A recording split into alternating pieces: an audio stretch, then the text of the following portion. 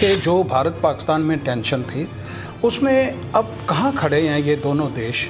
हमारे जो मीडिया हैं और जो जिन्हें हम भक्त भी कह सकते हैं कि इतना इसे हाइप किया गया कि गवर्नमेंट की भी एक्सपेक्टेशंस और गवर्नमेंट की जो पॉलिसी थी उससे भी ऊपर ये लोग चले गए और उसका फ़ायदा उठाते हुए इस चाइना और पाकिस्तान ने ऐसा स्पिन किया कि ये अब जो नैरेटिव है ये आतंकवाद का नहीं रह के ये कश्मीर का इशू बन गया है। जो आतंकवाद का जो भारत ने जो ये मुद्दा उठाया था और एक सफल ऑपरेशन किया था, मैं समझता हूँ हमारे भारत के इररिस्पॉन्सिबल मीडिया ने उसे जो असली भारत की जीत थी और जो असली भारत का मैसेज था उसको कहीं इन्होंने वो सारा जो एक नैरेटिव और एक जो इन्होंने झूठ का एक पुलंदा बुना था उसके अंदर डुबो दिया।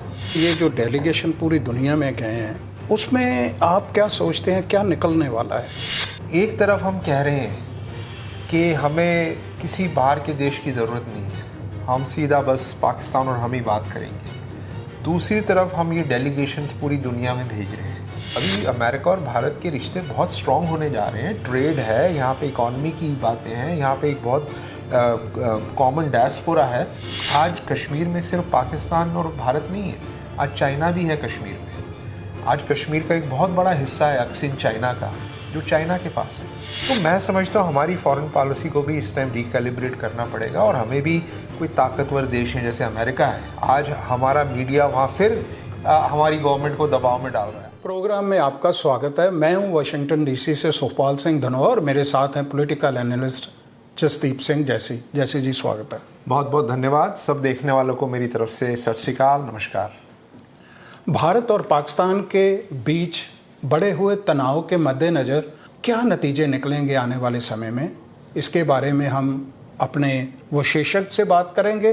और जो भारत की तरफ से एक पूरी दुनिया में डेलीगेशन भेजे गए हैं कि जो भारत का ऑपरेशन संदूर था उसमें वो अपना पक्ष रखने की कोशिश कर रहे हैं, उसके क्या फ़ायदे हैं, इसके बारे में भी हम बात करेंगे। जसदीप जी, सबसे पहले मैं यहाँ से आपके साथ शुरू करना चाहूँगा कि जो भारत पाकिस्तान में टेंशन थी उसमें अब कहाँ खड़े हैं ये दोनों देश, और जो तरह तरह की क्यासराइयाँ डायस्पोरा दोनों देशों का लगा रहा है, आपका उसके बारे में क्या प्रतिक्रिया है? देखिए, इस झड़प के बाद जो चीज़ें सामने आ रही हैं उसमें ये क्लियर है कि भारत ने जो ये स्टेप लिए थे, जो झड़प शुरू करी थी, ये एक पूरी तरह से टारगेटेड ऑपरेशन था, जो कि सिर्फ टारगेटेड था टेररिस्ट जो ठिकाने थे पाकिस्तान में जी, उनके ऊपर था।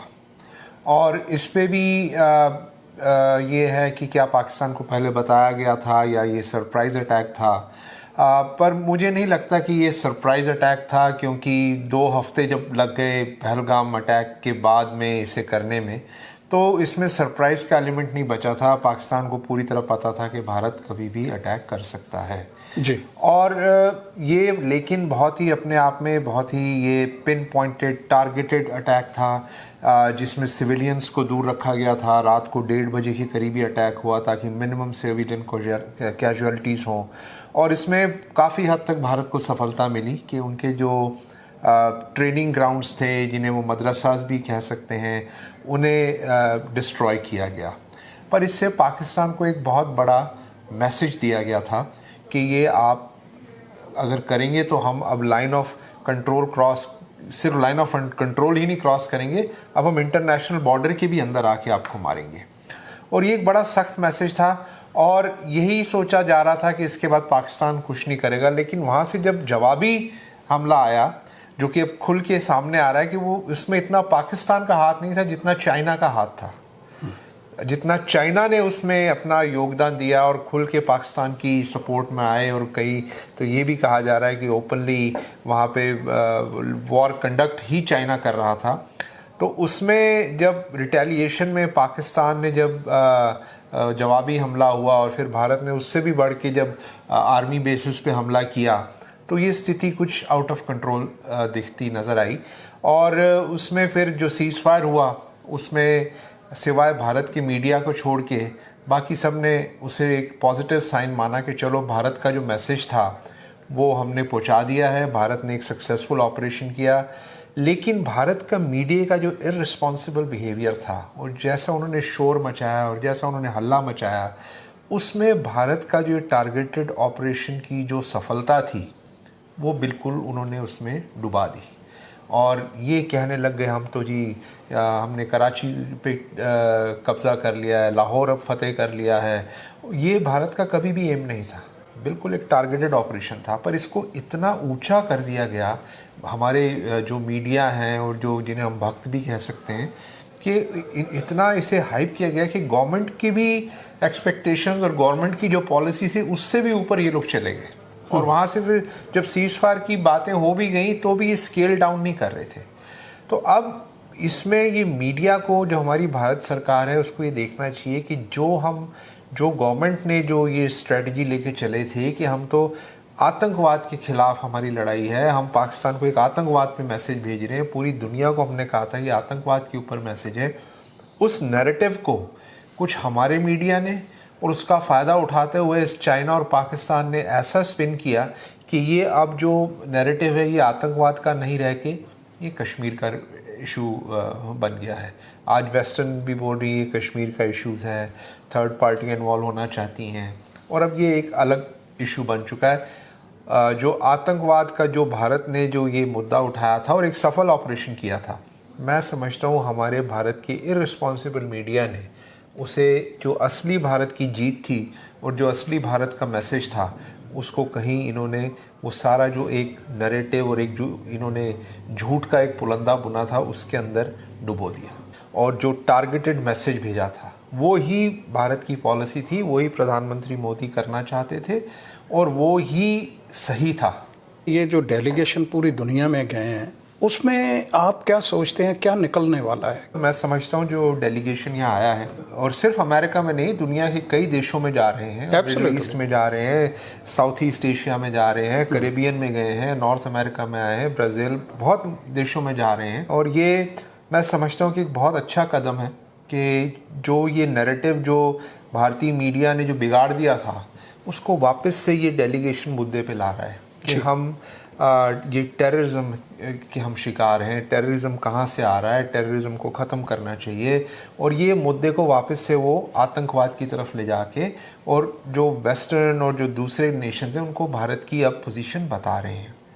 पर इसमें मुझे एक चीज़ यहाँ पे ये भी लग रही है कि यहाँ पे एक मुझे फ़र्क नज़र आ रहा है। हमारी जो फॉरेन पॉलिसी है, एक तरफ हम कह रहे हैं कि हमें किसी बाहर के देश की ज़रूरत नहीं है, हम सीधा बस पाकिस्तान और हम ही बात करेंगे। दूसरी तरफ हम ये डेलीगेशंस पूरी दुनिया में भेज रहे हैं ताकि वो हमारे साथ हों। तो जब हमने किसी को इन्वॉल्व करना ही नहीं है तो फिर हम डेलीगेशंस क्यों भेज रहे हैं दूसरी मुल्कों में? जब हमने ये सिर्फ इंडिया और पाकिस्तान नहीं आपस में करना है तो फिर हम डेलीगेशन पाकिस्तान को भेजें, वहाँ से उनसे ही सीधी बात करके इस मसले को हल करें।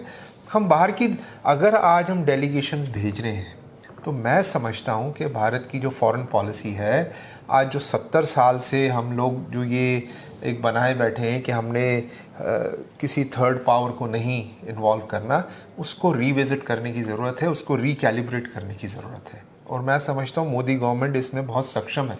मैं समझता हूँ कि जयशंकर जी जो हैं बहुत सक्षम फॉरेन मिनिस्टर हैं अभी भी, और उन्हें ये चीज़ को रीविज़िट करना चाहिए।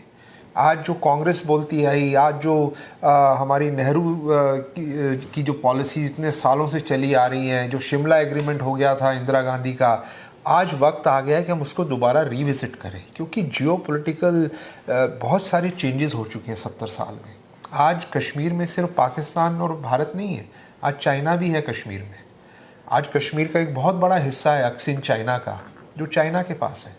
आज कश्मीर में चाइना ने अपनी रोड बना दी, जो पाकिस्तान के पास कश्मीर है, जिसको हम POK बोलते हैं।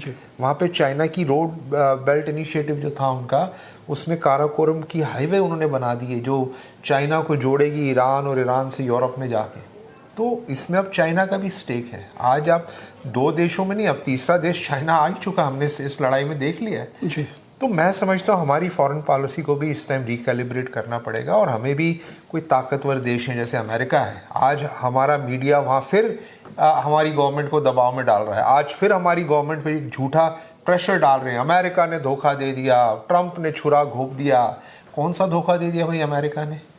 धोखा तो अमेरिका ने निक्सन के टाइम दिया था, जब 1971 में उन्होंने 7वां बेड़ा भेज दिया था पाकिस्तान की मदद के लिए। अभी तो ट्रंप ने कुछ नहीं भेजा। अभी तो ट्रंप ने यही कहा भाई सीज फायर कर लो। वो भी हुआ क्या हुआ ये तो अंदर की बातें हैं। पर मैं समझता हूँ कि ऐसे मीडिया ने जो अमेरिका के साथ दुश्मन बना दिया भारत को, आज हमें देशों के साथ अपने अच्छे रिश्ते बनाने की ज़रूरत है। आज भी मैं समझता हूँ कि ये जो डेलीगेशन यहाँ पे आया है, इससे बिल्कुल प्रेसिडेंट ट्रंप का जो इनर सर्कल है, जो उनके जो एडवाइज़र्स हैं, उनसे भी मिलना चाहिए। और मैं समझता हूँ कि आज भी अमेरिका भारत के रिश्ते बहुत स्ट्रॉन्ग हैं। मैं नहीं समझता, क्योंकि अमेरिका ने बहुत ही एक रिस्पॉन्सिबल और न्यूट्रल एलाई का भी उन्होंने प्रूफ दिया है इस पूरी कॉन्फ्लिक्ट में। और भारत अगर चाहे तो अभी अमेरिका और भारत के रिश्ते बहुत स्ट्रॉन्ग होने जा रहे हैं। ट्रेड है, यहाँ पे इकॉनमी की बातें हैं, यहाँ पे एक बहुत कॉमन डायस्पोरा है जो कि भारत और अमेरिका के रिलेशनशिप को बहुत स्ट्रॉन्ग करता है। और जहाँ पे भारत की अहमियत है अमेरिका के लिए, वो एक बहुत बड़ी अहमियत है। अब प्रेसिडेंट ट्रंप आके पाकिस्तान की बुराइयाँ तो नहीं शुरू कर देंगे कि जी हम यही कहने लग जाए उन्होंने पाकिस्तान के लिए क्यों कह दिया, कोई अच्छी बात क्यों कह दिया। वो उन्होंने, पर हमें ये देखना चाहिए कि अगर हम किसी सुपर पावर को आज बीच में डालते हैं तो वो सुपर पावर हमारी तरफ ले और एक जस्ट फैसला करे। और उसमें मैं समझता हूँ कि भारत को ये जो हमारा मीडिया है, इससे थोड़ा सा रिस्पॉन्सिबल होना पड़ेगा। और हमारी फॉरेन पॉलिसी, जैसे मैंने कहा, हमें जाके रिकैलिब्रेट करनी पड़ेगी, बजाय इसके कि हम अपने आप को अलग करें दुनिया से और कहें नहीं हम तो बस हमारी प्रॉब्लम हम सुलझाएंगे। हम आज सुपर पावर्स जो हमारी फेवर में है, जिन्हें हम इन्फ्लुएंस कर सकते हैं आज, उनको अपने साथ लेके और इस मामले को सुलझाएं। बहुत शुक्रिया। हमारे इस प्रोग्राम में बस इतना ही। नया प्रोग्राम लेके आपके साथ फिर जुड़ेंगे। अगर हमारा प्रोग्राम आपको पसंद आए, हमारे चैनल को लाइक करें और इसको सब्सक्राइब करें। बहुत बहुत धन्यवाद। बहुत धन्यवाद।